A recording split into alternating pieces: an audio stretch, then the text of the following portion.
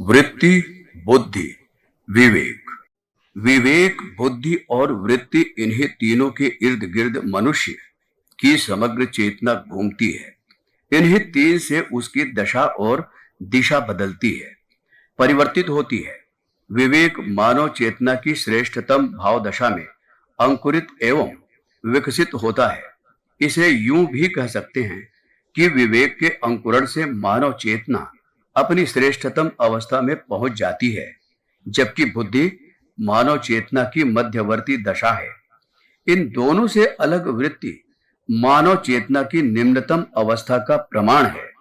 निश्चित रूप से वृत्ति पाश्विक है, बुद्धि मानवीय है और विवेक दिव्य है।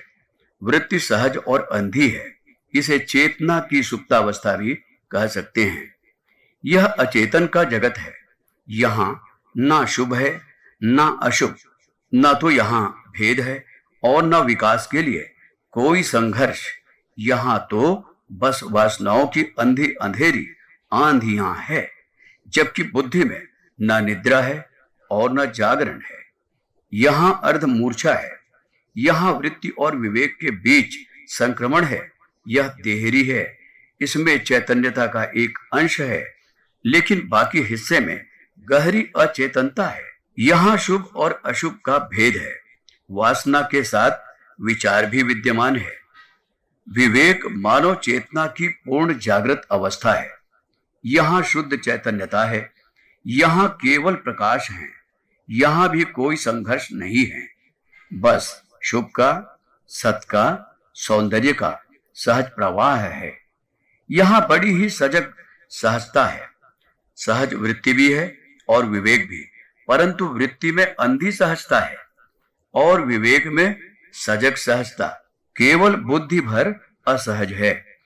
इसमें पीछे की ओर वृत्ति है और आगे की ओर विवेक है। उसके शिखर की लौ विवेक की ओर है, लेकिन आधार की जड़ें वृत्ति में हैं। शिखर कुछ, तलहटी कुछ, यही खिंचाव है। पशु में डूबने का आकर्षण, परमात्मा में उठने की चुनौती, उसमें दोनों एक साथ है। उपाय एक ही है, बुद्धि का विवेक में परिवर्तन, वृत्ति का बुद्धि के संक्रमण पथ से गुजरते हुए विवेक में रूपांतरण। इसके लिए अंधेरे में दिया जलाना होगा, मूर्छा छोड़नी होगी, तभी वृत्ति की पाशविकता एवं बुद्धि की मानवीयता विवेक की दिव्यता में रूपांतरित हो सकेगी। पुस्तक जीवन पथ के प्रदीप, लेखक डॉक्टर प्रणव पंड्या।